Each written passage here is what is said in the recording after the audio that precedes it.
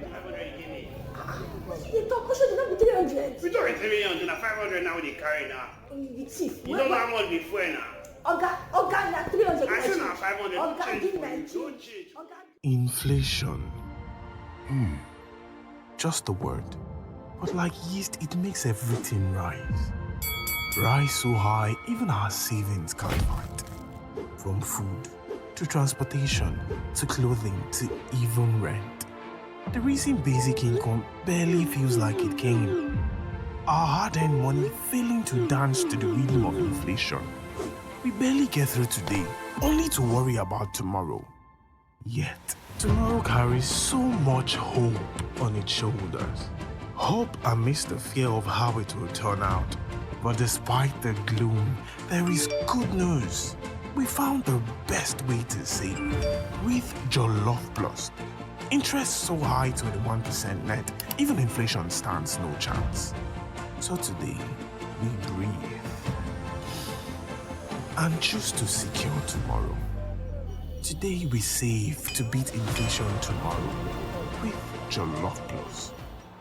Download the Jollof Plus app on the Google Play Store or Apple Store and earn up to 21% net on your savings. Hello everyone, welcome back to the Techpoint Africa podcast. I am Oluwanifemi Kolawole, and with me in the studio today is Chimgozirim. We are here to do what we do. I try not to say what we know how to do best. But yeah, this is what we do every week, and thank you for always joining us to discuss happenings in the African tech space every week.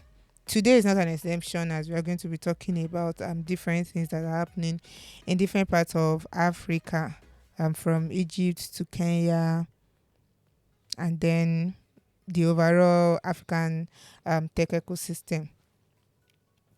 One thing that happened online this week that I came across it and it was quite sad, was the 26-year-old Indian that died from according to the reports, overworking, from being extremely stressed from working. Apparently, she joined a Big Four company in India 5 months ago, quite excited as a new employee, and according to the statement released by the mom, she was stressed, and then she died.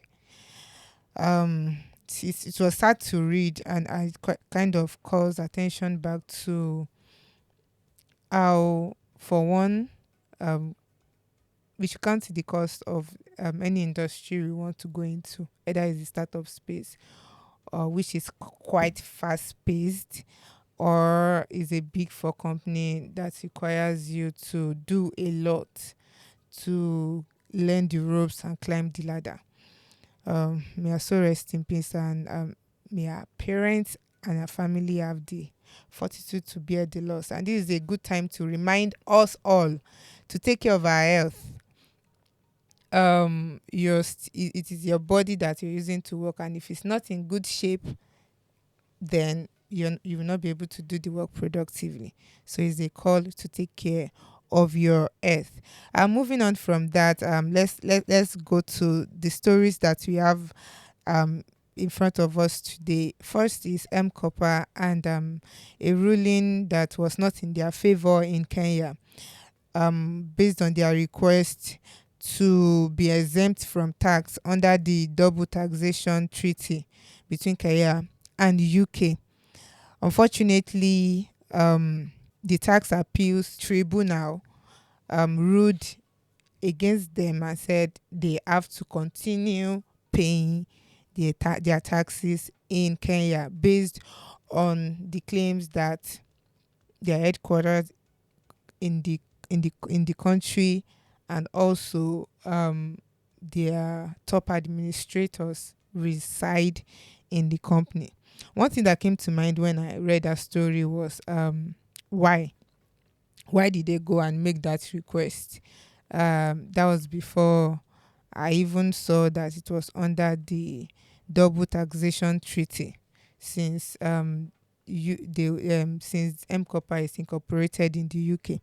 But I just thought Chimgozirim was one that caught my attention to it, that it's not the same case with big tech companies that like are operating in other markets or African markets, the taxes they are expected to pay is different to this. Chimgozirim, is there like a little background you can give us about what the double taxation treaty is about? Well, okay, so it's kind of a common practice among um, certain countries. So basically, taxation is like a major expense for most companies.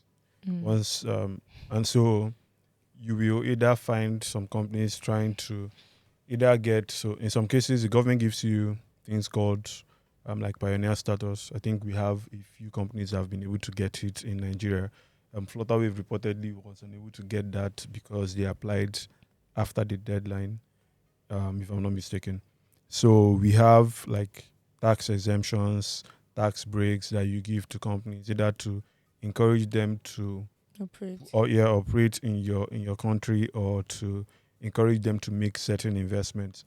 So the double taxation treaty is usually for companies that have operations in more than one location. So, for example, let's say you have your business cuts across let's say 6-7 countries, and you will in most cases you may have to pay taxes in each jurisdiction. So what this kind of treaty does is, okay, fine, you're operating in Nigeria and you're also operating in, let's say, Togo, for example. If Nigeria has a double taxation treaty with Togo, then you will probably be exempt. In fact, most times you will be exempt from paying taxes in either Nigeria or Togo. The governments have their way of like ensuring that nobody's sort of losing out and all of that, but it helps companies to reduce their tax burden. So I guess M-KOPA was trying to ride on that and say, okay, we are incorporated in the UK, let's get a few millions shaved off our tax burden, but that did not go very well for them. Well, yeah. Pardon me if this question might not be the. Well, let me just ask. I know M-KOPA is operating in some African countries like Kenya, Nigeria, Ghana, TZ. Those are like it's the countries it's operating. Yeah. But the fact that it's incorporated in the UK. in the UK, does it mean it's also paying tax in the UK? I mean, if they are making that argument, then they are definitely paying taxes in the UK. Okay. They have to. I mean, I don't see why you would make an appeal to be exempt from taxes in a specific country based on a double taxation treaty if you're not paying tax In the other country. So they are the most likely are definitely. I don't want to say they are because I haven't checked like their tax records and all, but they most likely are paying taxes in the UK. In the UK. Okay. So Although what is I don't know if I'll say interesting to me is I can understand being incorporated in the UK, but I do not know what the setup of the company looks like in the UK for them to want to claim tax exemption in Kenya, because so from what I've seen, a few African companies that are incorporated in the UK, they don't have any operations. And I don't think M-KOPA has an operation in the UK. So what they typically do is, we are incorporated in the UK, fair enough, but we are not operating in the UK. So even things like filing financial statements or financial reports, what you would typically see, I can't remember the name of that. They do a filing, but it's not like a full financial filing. So you won't. It's just you may just see like, okay, shareholders, like there's a company structure that they use. So I don't know how M-KOPA is set up, that gives them the confidence to go claim tax exemption. I wonder what their own setup looks like. Well, the tribunal's claim is until the company is able to establish that those people that are making the administrative decisions for the company are not residents in Kenya. maybe they can revisit the conversation by then. But there is a claim that the CEO, the CFO, the CCO are all residing in Kenya. Okay. So maybe if they change their place of residence to the UK, maybe they can have a claim. I mean, it's back taxes, so even if you change it, it doesn't really do much for you. It would affect you in the future, but not all the back taxes you're in. Except those guys were also living abroad during that period. So Yeah. So, well, as you mentioned, something something has to give them the confidence to go after this. And if they are probably serious about it, maybe they will appeal. Hopefully. I mean, it was an appeal that brought them here. So it's left to be seen what comes out of it. What comes out of it? Yes. The insight for the week is about Kenya's tax revenue over the years. Kenya doubled its tax revenue in less than a decade. It increased from 1.7 trillion Kenya shillings in 2014 to 2.17 trillion Kenya shillings in 2023. To get more insights like this and others in different industries, visit intelpoint.co. So let's move from Kenya to Egypt.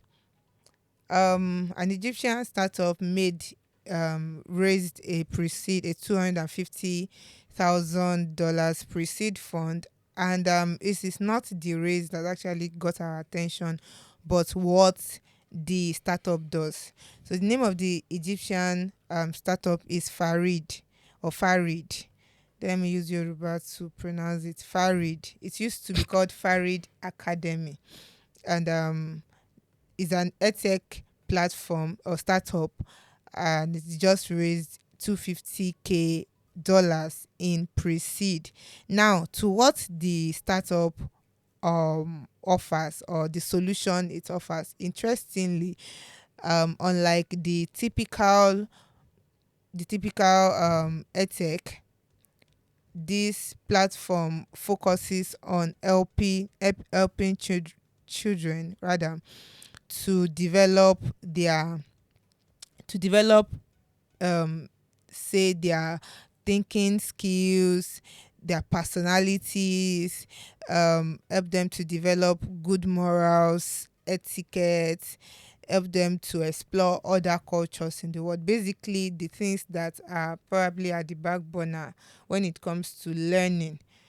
These things are the things that this startup is focused on.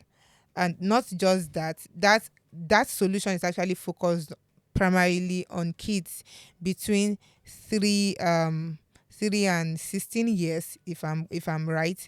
So it's focused on kids. But aside from that, the startup also has a solution or a product that focuses on business. So the B2B side of it is it's helping companies to train their employees in these basic soft skills that are very important to the work they do. Now, as I mentioned, what this startup does stands out to me because recently I've been having different conversations about talent development, talent management.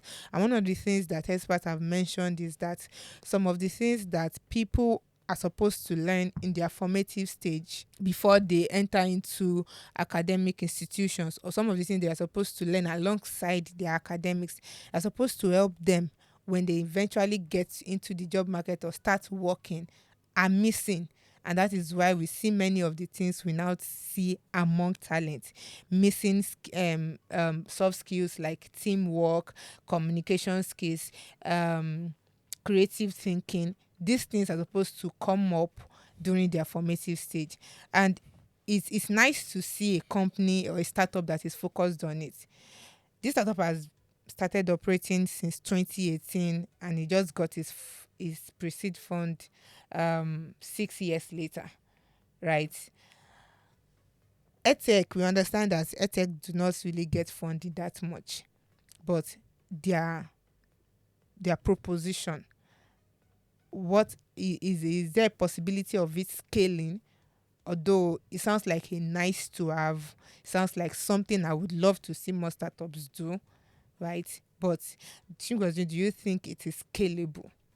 This solution they are offering. I think it's scalable. I think so. My first thought was, okay, what's this all about? Why do you want to? Why are you starting in business to basically teach kids etiquette? Basically teach kids soft skills, right? And yes, I see your point about why it's important or why such a venture is necessary. Um, I'm just looking at how defensible is such a model. It's is too niche in my opinion, and I'm wondering how defensible is this. So, an edtech that already targets this same category Yeah. could tack this on as a feature, and if they are better executors or they have a larger market, all of a sudden, the feature you had could just go off, like, because this is essentially a feature to me. So that's Than a why product on its own. I mean, we've seen features turned into products, but it just feels like a nice to have feature, like you said. And like I said earlier, not worried because I'm not the one running the business. I am just Concerned. cautious. I'm not even concerned because it will feel like I'm a nice person. Like, I'm just cautious about the business. What happens if a competitor, like I said, comes up and then they decide to do something similar? Because it really takes nothing for them to say, oh, okay, we already have like a healthy number of students who are using our platform. How about we just give them soft skills? And all of a sudden, you see your market share shrink because of that. And now, because they already have a number of, like, if they have a large enough market, your product or your your product now could be offered at a subsidized rate. So I was trying to find their pricing. I couldn't find that.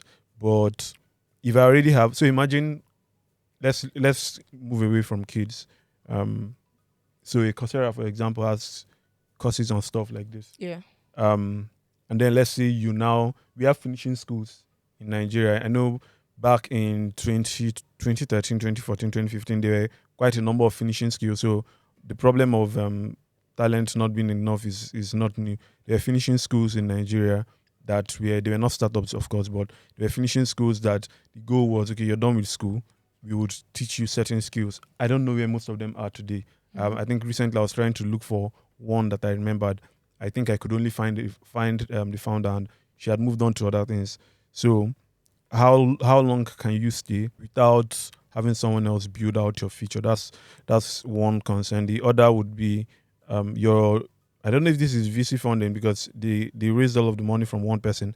So I don't know if it comes with the pressure that you having a VC backed startup comes with. Yeah, so you have to scale quickly. Now, not just scaling quickly, but you could scale quickly and not have the returns that the VCs need. Mm-hmm. So if let's say it's a passion, a lifestyle business, it's fine. You could probably get to a couple millions in revenue, and the investor would make some money off their investment. But I don't know if they have plans of raising venture capital from like proper VC firms. I think they will struggle. I think they will struggle. I haven't seen too many startups doing this, and if there are not too many people doing this, then there's probably a very good reason why that isn't the case. As you mentioned, the possibility of them like going really far because of how niche the solution they provide is, but the fact also remains that if it is a problem, maybe what they're supposed to do is slap the startup tag on it. But if it's a problem, then it is worth solving. I'm not saying it isn't worth solving. I'm only saying, if you're building something like this, we've heard people say what you're building is a feature that a big tech company can easily replicate. And yes, the famous retort is, how frequently do you see them do that? But it happens a whole lot of it happens so frequently. I was watching a video, I think yesterday night, and Sim Shagaya mentioned that two of the earliest startups he built or attempted to build were basically Passion project. dead on arrival because just a few months after I think one of them, Google Maps, was responsible for his demise. I can't remember the other one. What basically like I think it was Google both times that came up with a product, and all of a sudden, because one, they have more reach and they have deeper pockets, automatically they could get way more people using their product. So I'm not saying don't build it. I'm only saying if you're going to do something like this, yes, there's a clear need. Oh, there are a lot of problems, in fact, with the business model. So that's ethics training, which is, I guess, okay. So I think I saw something about moral training. I don't know why you want to take on that burden, to be fair, because we are in an increasingly polarized world. I do not want my kids to be getting their morals in quotes from some random online school. So I don't know how acceptable you would be to parents. That's one problem. Some of the things that you want to teach, apart from the soft skills that are needed in the workplace, some of the things that they want to teach. I saw something spiritual, I think physical. Okay, no, spiritual, emotional. These are things that typically you expect You to learn the from your parents to take charge in, right? And if you're going to be doing that, I don't know how you get acceptance, really. I really don't know how you're going to get acceptance because there are already other institutions that are set up, even if they are not startups, there are institutions set up to do a lot of those things. So I'd really want to know what's going on in the mind of the founders of this startup, and if this podcast get to them, to the founders of Farid Academy, it would be great. It would be nice to see the how they've been faring since since they launched in 2018. Market acceptance, for instance, feedback from parents. We also like to know that, because this will give like a clearer view of how receptive the market is to this their idea. But the B2B one, do you think there is a market there? So it depends on what your offer is. If it's soft skills training, then there's definitely a market there. Whether you will now take advantage of the market is an entirely different case. But yeah, there's a market there for the B2B side. All right.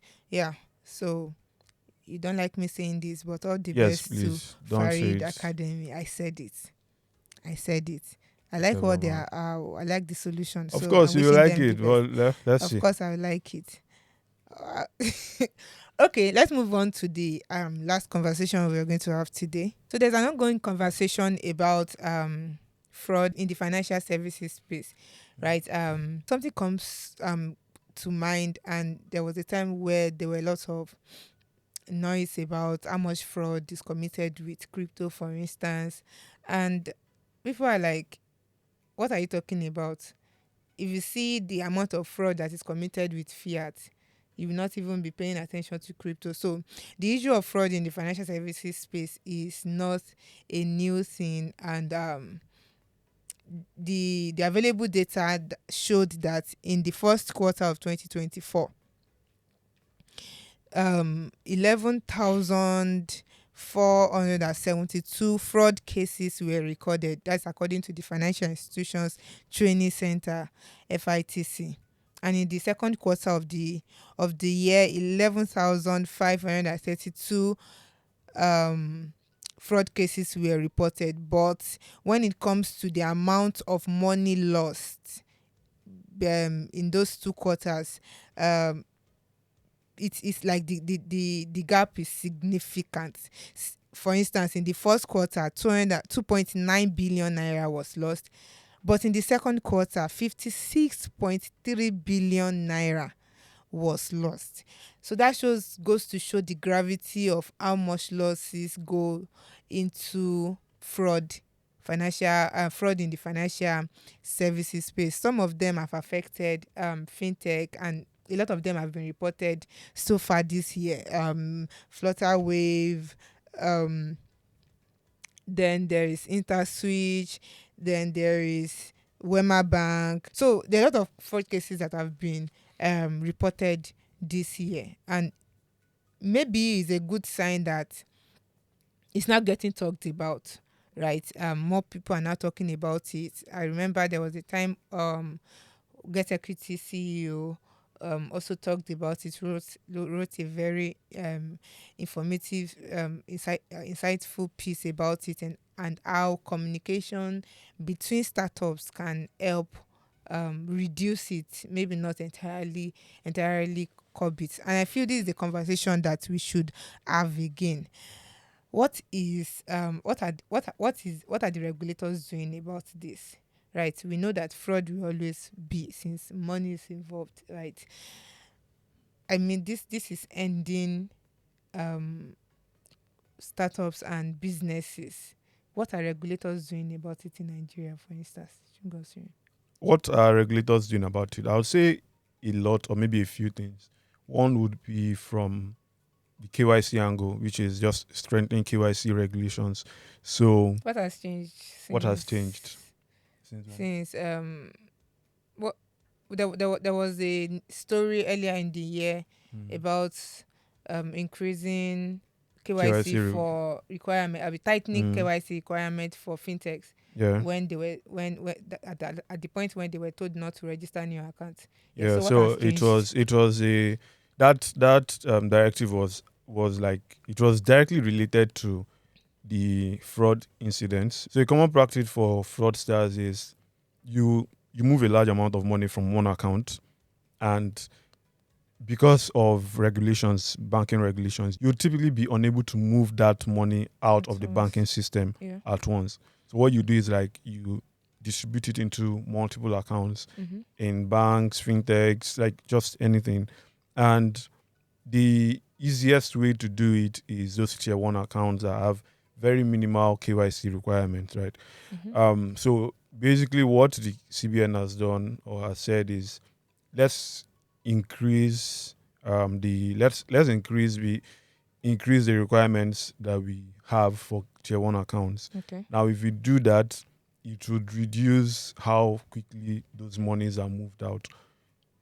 Fraudsters would have to, like, think twice. Okay, should I really take this channel anymore? Because now you have to provide a little bit more information than you were doing before. So that's one major change. Of course, banks, for example, are required to report fraud cases. But, like, a few people have said there are too many fraud cases that they can't possibly report all of them. So for the sake of their brand. Not just for the sake of their brand. Like, you're not reporting to the public, you're reporting to the CBN. Yeah. So there are too many. Aware? Not that they are not aware, like, there are just too many. How many do you want to report? Everything. Yeah. How many do you want to report? That's a lot of work. So do you want to leave your banking work and go and do fraud work? You have to choose about. So that's one problem. So I think it's mainly around tightening those KYC regulations and kind of putting like consequences in place so you don't adhere. Because, for example, the fintechs whose and we've talked about this, the fintechs whose account onboarding processes were stopped, you definitely will feel it. It's very simple. I mean, initially, it was a long time. I think it was about a month or two. Yeah. I think I argued against the manner in which that was done, and I still maintain that argument. But if you know that your regulator can move funny, you will try to anticipate the regulator. So in a way, the not so savory tactics of the regulator will prompt fintechs to, like, just think twice about how they do KYC. And this is important because, so, 54 had to shut down had to pivot because they had a lot of chargeback fraud. And talking about the new product they're building, which is still doing something similar to what they were doing, but now B2C, the CEO talks about how previously they had to pass on the burden of KYC to the fintechs they were working with because they were B2B, so they were not customer facing. Yeah. But now that they are customer facing, they have full control over what their KYC processes look like. And yes, everybody touts that everyone says that their KYC processes are the best. I guess, except we see your processes in-house before we can make a decision. But everyone swears that, oh, we are not lax with our KYC. Everyone swears that, but until we see your in-house processes. So yeah, they just tightening those KYC regulations, and there was the whole issue around POS, whether you want through registration of agents and then geofencing of the POS terminals. That hasn't started, to the best of my knowledge. The registration is still ongoing, and like I don't know how this was also a problem we talked about. The time that it would take. Geofencing is kind of easy in some way because it's a software. It's like a software. What do you call it now? It's a software upgrade. So all you just need is tell them to come, and then that happens. But yeah, then we also want to retrieve from the market. Because the numbers are ridiculous. Like the numbers of POS terminals we have, that's one problem. I think there was also the re-registering of POS terminals. So we haven't seen a lot of those moves take off because I guess they are taking it one by one. But POS agent registration is still ongoing. They had to extend the deadline.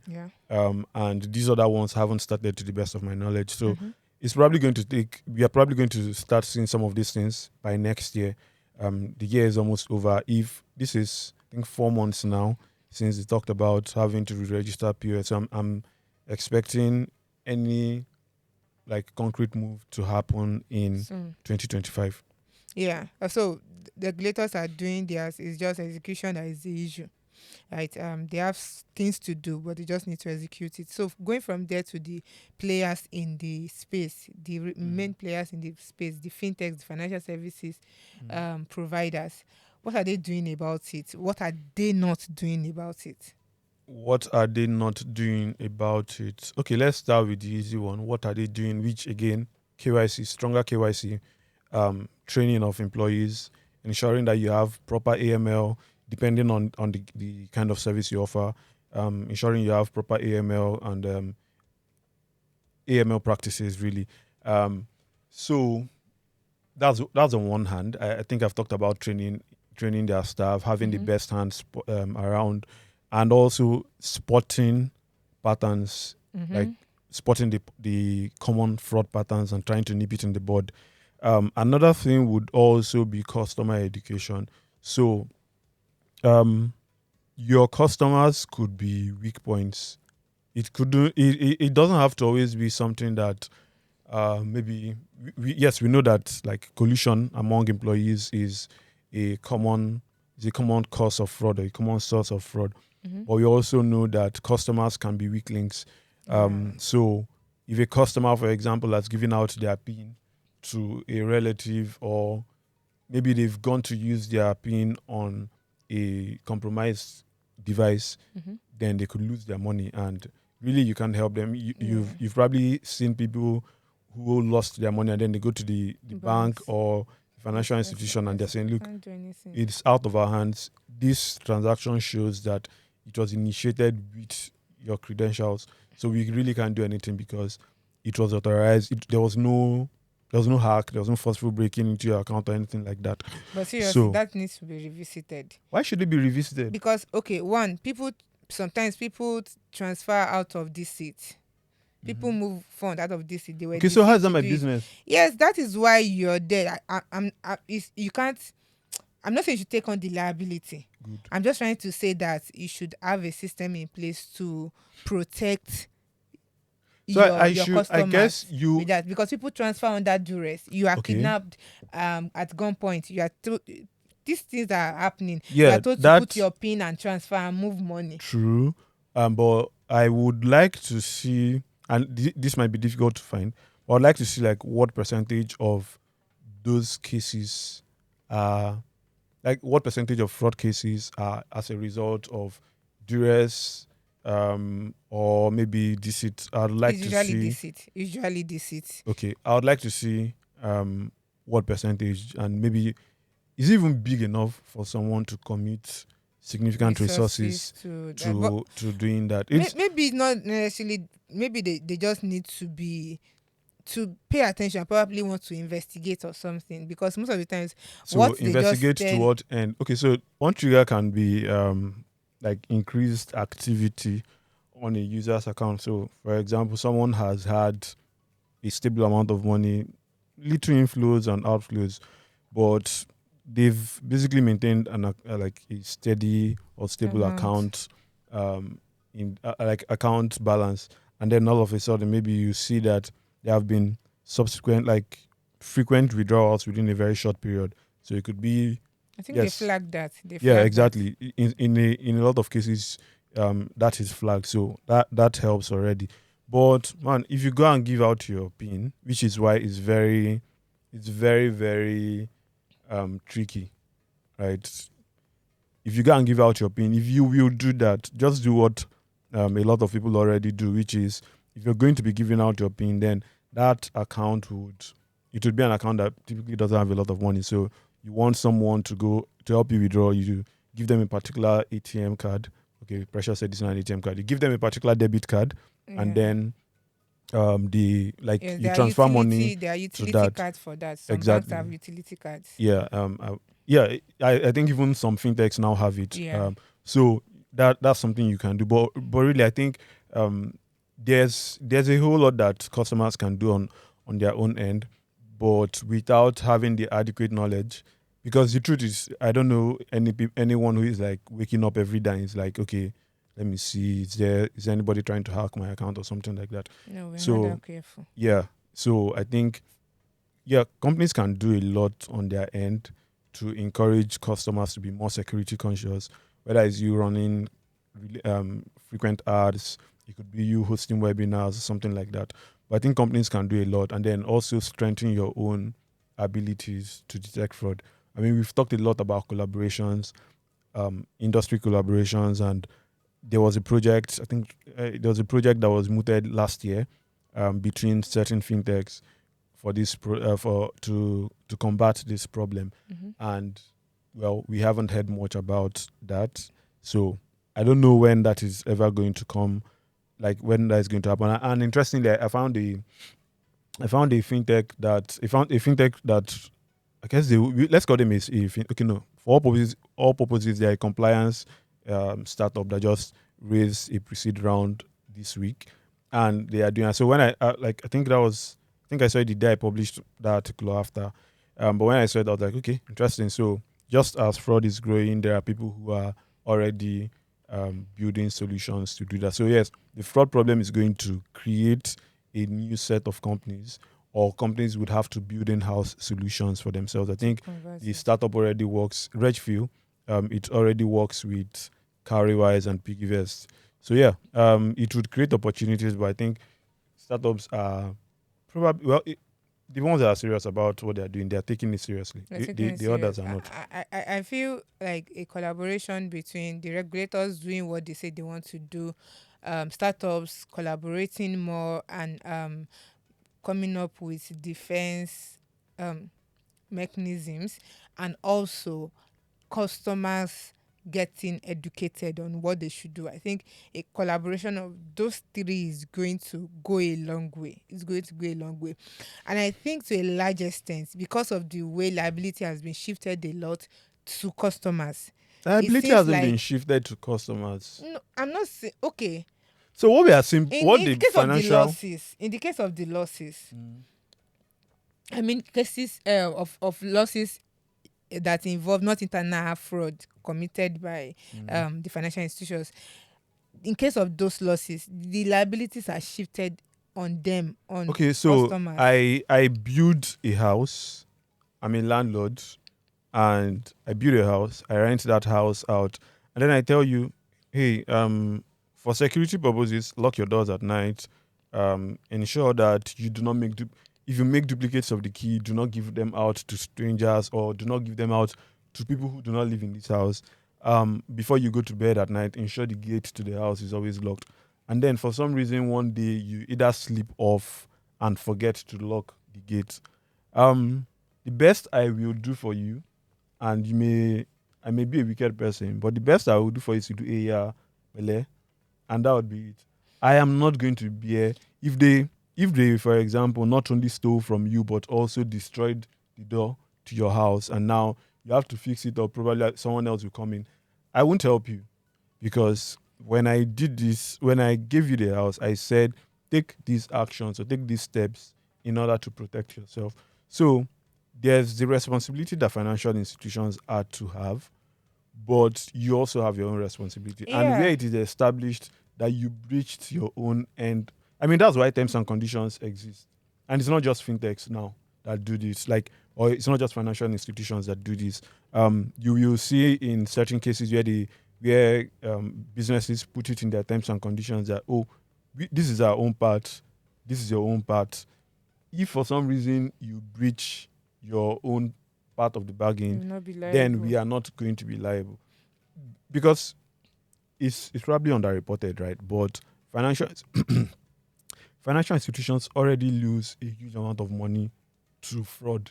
Yeah. Now, if they have to tack on the responsibility the of responsibility, the because customers, it will so be a lot. investigating costs money. Mhm. Even like investigating costs money. All the steps you have to take to recover money that was lost or funds that was lost, it also costs money. So it may not be a loss, like in the sense that you were hacked, but that's money nobody's going to pay you for, Yeah. right? So I think that the situation of things as it stands, I mean, maybe it could be better. I'm not saying it's perfect, but I disagree that customers are like they bear the brunt of the No, we're actually responsibility. saying the same thing. I'm not saying that. I'm saying the ones that are responsible for they bear the liability. So where I was heading with that was that a lot of effort should be put into educating customers. Yes, I know you've told them before. I know this should be common knowledge, but you should still pay more attention to educating them about it, right? Putting it in their faces. The one that is mostly common is financial institutions always calling you, or you see it in your bank app, or you see it as messages. Don't give anybody your pin. When somebody calls you, don't give them your OTP and all these things. They go a long way in helping people. Hopefully, people are reading it, because Yes, like if you use SMS, are they reading it? If you can use billboards, you can use. I'm just trying to say that they can put effort in those things, because customer education is still a very huge part in protecting every party involved in from financial fraud. So that was where I was heading. Yes, so this is another moment we are using to tell people that be careful who you give your pin don't to. give anybody your pin. To be fair, You should not give your child. yes, don't give your child, because you don't. I mean, except So my parents should not give me their pin. yes, you may be a criminal for what it's worth. You may be a criminal. If you're not a criminal, you might know a criminal. If you don't know a criminal, you might go and Meet you know a criminal. exactly, or you may write it down. Like especially with kids, it's tricky because usually they will write the pin down on sheets of paper. Or put it on their And palm or exactly, something. and someone sees it, and like, so for example, something I occasionally think about when I use POS is like how insecure it is when it comes to protecting your pin. So I'm about to impute my pin, and there are like 2 or 3 other people standing around me, You know, be looking and over your shoulder. I'm now exactly I'm looking around my shoulder, and I'm trying to like think of some interesting maneuvers in order to ensure that you do not guess what my pin is. And I don't know, I can be a bit paranoid when I'm doing stuff like this. Like it's not like I have plenty of money, but the little one I have, I don't want it lost. So I can be very paranoid. I'm looking around like, okay, how do I move? How do I time the movement of my fingers across those keys so that you do not guess? And then sometimes I leave and I'm wondering, okay, is it possible that my fingerprints It's still on the is still on it, device, and they'll be able to trace it or something, replicate and it? follow you and come and collect your card or something. I mean, Yeah, I get. Yes, it's still. We just have to be careful. Extra care is needed on our end to protect ourselves from financial fraud. And there's more to uncover in that story. You can go to Techpoint Africa website. You find some of the stories we've discussed today, and especially this financial fraud case. You can read it and also drop your comments. You can send us your feedback via podcast@techpoint.africa. Podcast@techpoint.africa will be it would be great to receive that. You can also send us a DM or comment on under any of our snippets on our social media platform, Techpoint Africa on X, Techpoint Africa on Instagram, on Facebook, on LinkedIn. You can follow us on those platforms. You will see some of our snippets. Don't forget to comment and drop your feedback for us there. Also, it's a good time to remind you that we have other podcasts running in Techpoint. We have, aside the Techpoint Africa podcast, we have the Modern Workplace Conversations, we have Equity Merchants, we have How Cool Tech Works, and all these podcasts also have their corresponding newsletters. So subscribe and follow us on all these platforms. Chimgozirim, is there any other thing you want to tell? Is there any other thing? No. M-KOPA can't pay your taxes. Imagine. Gosh. Guys, bye. Catch you in the next one. Bye.